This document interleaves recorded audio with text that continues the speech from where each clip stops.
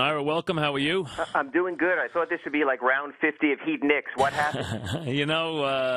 They just really, Ira, Chandler was under the weather, to be fair, and they couldn't make a shot. They just couldn't make a shot. J.R. Smith came up very small in the series, exceedingly small. One Carmelo's fault, but he didn't shoot well until the last two games. But really, J.R. Smith came up really small in the series. Yeah, I would agree with that. And I think Mike Woodson might have some playoff coaching questions when you look at his whole career record to answer also. But yeah, I wouldn't disagree. He's not a very imaginative offensive coach by this stretch. But now with your team, the first question I have is Ray Allen. What's going on with Ray Allen? Indiana just has played him well. I know we had some awkward moments against Chicago, but he also had that 20-point game. Indiana is one of the teams, as you know from your series, they don't have to double off of anyone. They have their one-man goaltender in the middle in Hibbert. They play everyone straight up. As we saw in the Knicks series, the open three-point shots aren't there. They don't want to give up threes. They'll give up twos. They don't want to give up threes. They stay at home on shooters. They have that luxury. The luxury the Knicks thought they had with Chandler when he was far more active, and that's what they get with Hibbert. This team does not give up the kind of threes the Heat, the Knicks, and that other teams are used to. So Ray Allen, at worst, will be a decoy. But you know what? He was a heck of a decoy in that final play when LeBron scored. Now, tell me, what kind of shape is Wade in, game out?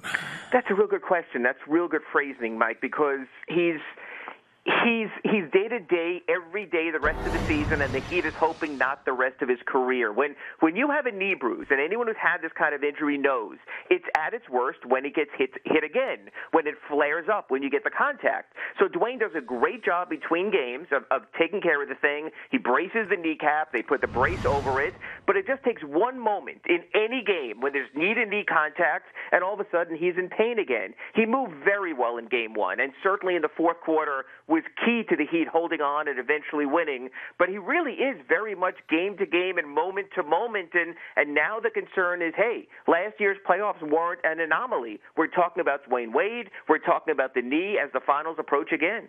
No question. The bird has become a unique and a very unusual feature.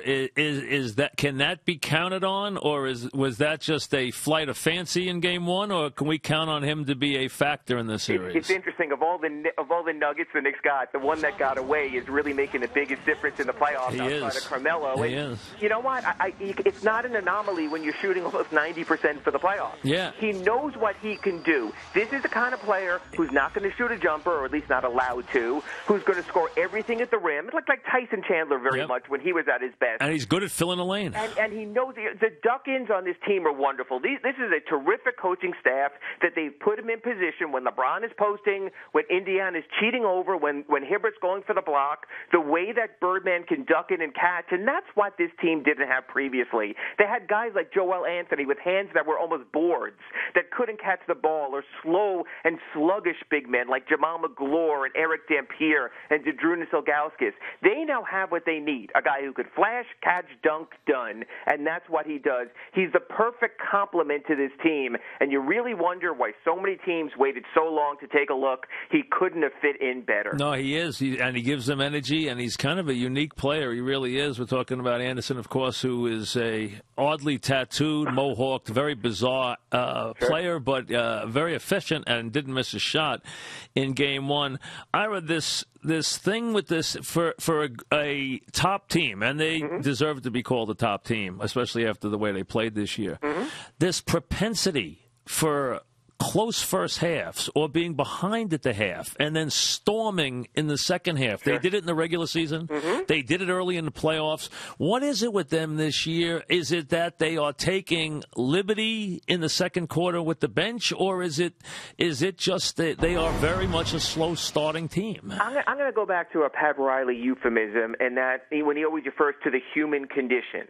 When you know LeBron's going to be there at the end, you can sort of condition yourself to say, hey, if it's close close, we have a weapon that no other team can match. And when they look at the skill on this team, they know that Chris Bosh or Dwayne Wade or someone else can come on late.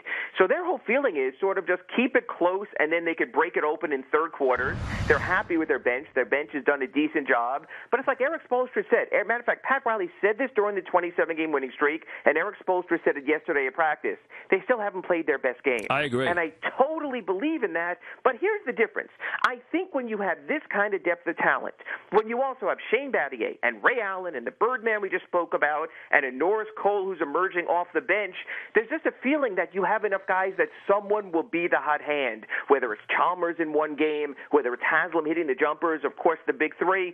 So I think they really spend games, almost like a hockey coach does, sorting out his lines and figuring things out, and then they come out in the second half and they go, okay, this is a Shane Battier game, this is a Ray Allen game, this is a Birdman game, and they really find themselves. So I think it's almost like they're the mad professor in the first half. Try all the combinations.